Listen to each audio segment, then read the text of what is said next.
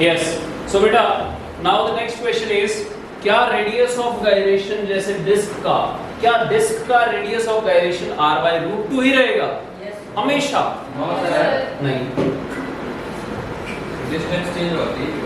जैसे just a minute बेटा, ये थोड़ा सा ना गलत हो गया। ये वाली एक्सिस के अबाउट mr² नहीं होता, ये किस एक्सिस के अबाउट पूछा गया था? सेंट्रल एक्सिस के अबाउट। ठीक है, अब अगर आपसे किसी और एक्सिस के अबाउट पूछ लिया जाए, जैसे कि इस डिस्क का इसकी डायमीट्रिकल एक्सिस के अबाउट पूछ लिया जाए, जैसे कि ये है, जैसे कि क्या है, ये डायमीट्रिकल एक्सिस है। कौन सी एक्सिस है?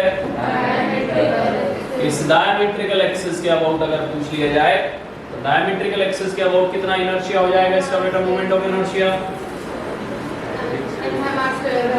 इनके बीच का परपेंडिकुलर डिस्टेंस है r। इनके बीच का परपेंडिकुलर डिस्टेंस कितना है? सो सेम डायमीट्रिकल इसी एक्सिस के अबाउट निकाल लेते हैं बेटा। इस एक्सिस के अबाउट mr²/4 इनर्शिया है ना।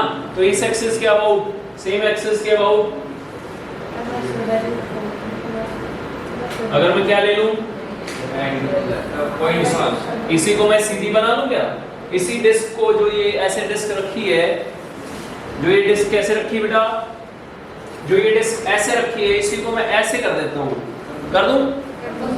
ठीक है, इसी डिस्क को मैंने ऐसे बना दिया। इस एक्सिस के अबाउट पूछा जा रहा है mr²/4।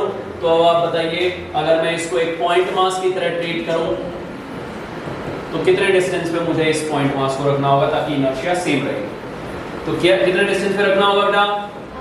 बस वही है, mk²/r को mr²/4 के बराबर इक्वेट कर देंगे, तो यहाँ से k किसके बराबर आ गया? r/2। अब रेडियस ऑफ गायरेशन क्या हो गया इसी बॉडी का? सेम बॉडी थी, डिस्क ही थी, लेकिन एक्सिस बदल गई तो रेडियस ऑफ गायरेशन भी डिफरेंट हो गया। एक्सिस डिफरेंट हो गई तो रेडियस ऑफ गायरेशन भी डिफरेंट हो गया। Is that clear? यही पूछना चाह रहे थे आप? पिछले वाले में ये वाली एक्सिस थी, ये एक्सिस परपेंडिकुलर टू प्लेन है, और ये वाली एक्सिस है पैरेलल टू प्लेन। ऐसे ही हर बॉडी का रेडियस ऑफ गायरेशन डिफरेंट होगा बेटा। चलिए नेक्स्ट, अब रेडियस ऑफ गायरेशन आप हर बॉडी का निकाल लेंगे।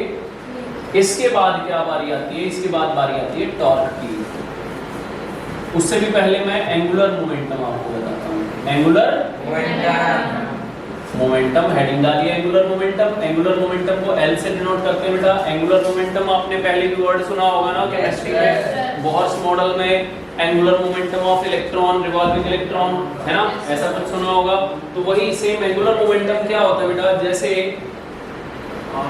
जैसे किसी एक्सिस के अबाउट कोई पार्टिकल, अगर इस प्लेन में कोई पार्टिकल है,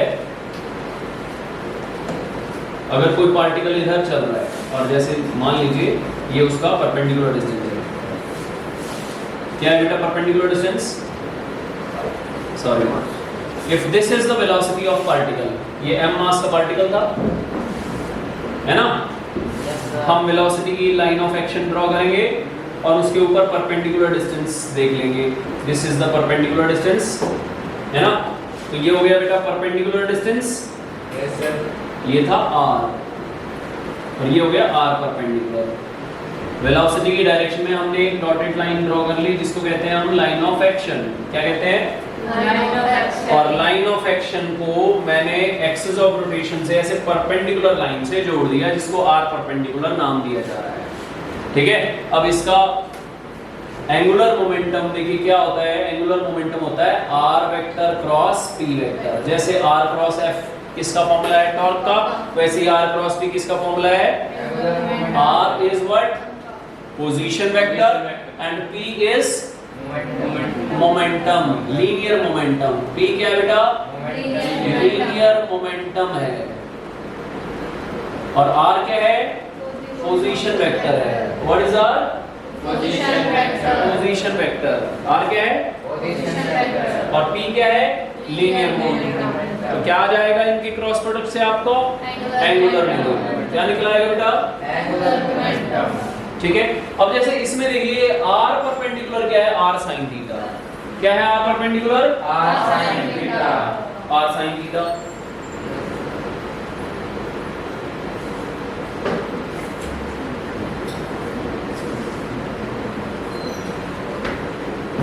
तो बेसिकली L क्या हो जाएगा?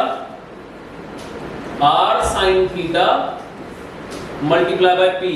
r sin theta multiply by p क्या है बेटा? mv। p क्या है? mv is nothing but it is m into e। ठीक है। सो बेसिकली ये है एंगुलर मोमेंटम। अब इसमें आप सेम जैसे हमने टॉर्क में किया था कि अगर आप मोमेंटम के p के कंपोनेंट्स करना चाहते हैं तो उसके कंपोनेंट्स कर सकते हैं, अगर आप r के कंपोनेंट्स करना चाहते हैं तो r के कंपोनेंट्स कर सकते हैं ना बेटा? तो मैं ऐसा भी लिख सकता हूं, मैं इसको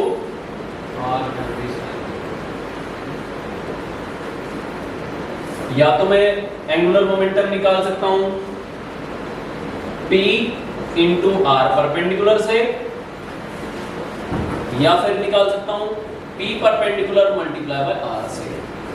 ये वेक्टर साइन नहीं लगा रहा हूं मैं सिर्फ मल्टीप्लाई कर रहा हूं कि P वेक्टर का P वेक्टर को और R परपेंडिकुलर को मल्टीप्लाई कर दूं, या P परपेंडिकुलर को और R को मल्टीप्लाई कर दूं, दोनों से आपका एंगुलर मोमेंटम आ जाएगा। अब ये ऐसे नहीं समझ में आया होगा शायद, लेकिन हम लोग क्वेश्चन करेंगे तब इसको अच्छे से क्लियर कर देंगे। ठीक है, करें क्वेश्चंस आगे? Yes sir. Noted it? Yes sir. दिखाइए, नोट डाउन कर लिया इधर।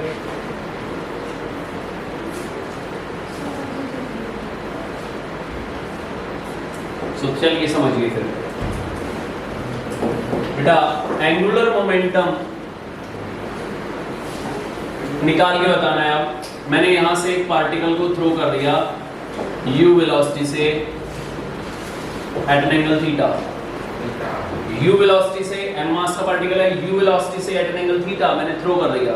जब ये अपने हाईएस्ट पॉइंट पे होगा, जब ये अपने मुझे इसका एंगुलर मोमेंटम बता दो ओरिजिन के about. Find its angular momentum when it is at its highest point, use कर साइंस कर थीटा और new sin theta highest point।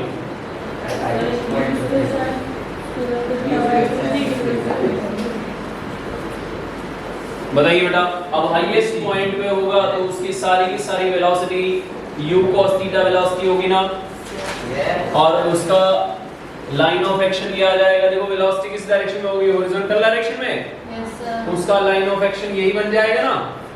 अब कितना डिस्टेंस है लाइन ऑफ एक्शन से यहाँ तक का? r/2 h। नहीं, ये वाला कितना डिस्टेंस है? u sin ये हाईएस्ट पॉइंट है ना, तो इसका डिस्टेंस होगा h। u sin हाँ, तो यस, सो h हो गया इसका परपेंडिकुलर डिस्टेंस, है ना? Yes sir. देखो मैं कौन सा वाला फॉर्मूला अप्लाई कर रहा हूँ? ये वाला फॉर्मूला अप्लाई कर रहा हूँ। मैं मोमेंटम को मल्टीप्लाई करने वाला हूँ परपेंडिकुलर डिस्टेंस से। किस को मल्टीप्लाई करेंगे बेटा? मोमेंटम परपेंडिकुलर डिस्टेंस से। तो मोमेंटम है mu cos थीटा और परपेंडिकुलर डिस्टेंस है h, है ना? यही है ना? तो mu cos theta multiply by h is the perpendicular distance, mu cos theta into h कितना होता है बेटा? u square sin square theta by 2g। Great. So this is your final answer। angular momentum आपने निकाल लिया है। Clear है ये पॉइंट?